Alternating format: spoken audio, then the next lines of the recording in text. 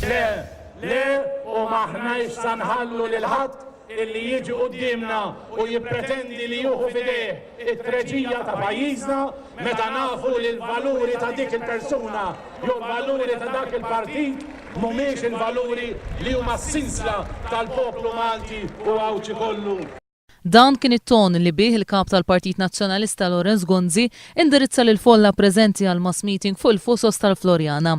Lorenz Gonzi tkellem dwar iż-żminijiet ibsa li sab ma' wiċċu l-Partit Nazzjonalista minħabba dawk li sejjaħ bħala l-ostakli minn ġewwa.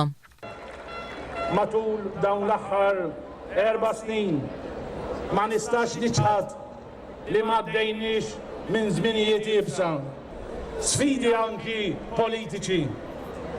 Kenna sfidi minn ġewwa u kenna sfidi minn barra. Kenna niffaċċaw kull tip ta' ostakolu, kull tip ta' problema, kull forma ta' diffikultà. Minkejja dan kompla l-Prim Ministru kull min ħaseb li ġejja elezzjoni ġenerali baqa' bir-rieħa. Ġejja l-elezzjoni. Bibtiegħi baqgħu bir-rieħa tal-elezzjoni. L-elezzjoni tiġi meta ngħidu aħna. Waqt li fid-diskors tiegħu Lorenz Gonzi nnifsu semma kemm il-darba l-elezzjoni ġenerali li ġejja għalli meta din ser tasal il-Partit Nazzjonalista ser imur quddiem l-elettorat b'wiċċu minn quddiem. Il-Partit Nazzjonalista ser jippreżenta ruħu għal din l-elezzjoni b'wiċċu minn quddiem. B'wiċċu minn quddiem. Skont Lorenz Gonzi, il-poplu Malti Wawċi għandu jirringrazzja lil Partit Nazzjonalista għal paga li jaqla fl-aħħar tax-xahar.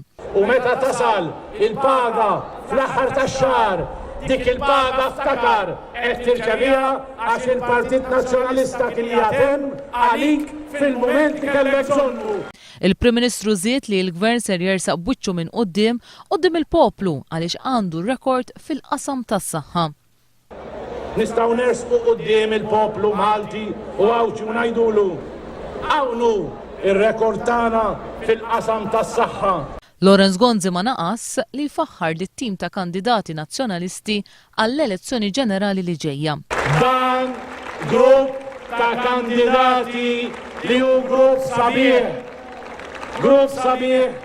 Fit-tmiem l-attività waqt id-daq tal-innu tal-Partit Nazzjonalista spikka l-fatt li l-Prim Ministru għażel li jmur eżatt lejn il-Ministru tas-Saħħa Joe Cassar u dan ftit ta' sigħat biss wara li d-deputat Franco De Bono kiteb artiklu fuq il-blog tiegħu dwar għaliex għandha titressaq il-mozzjoni ta' sfiduċja fl-istess Ministru.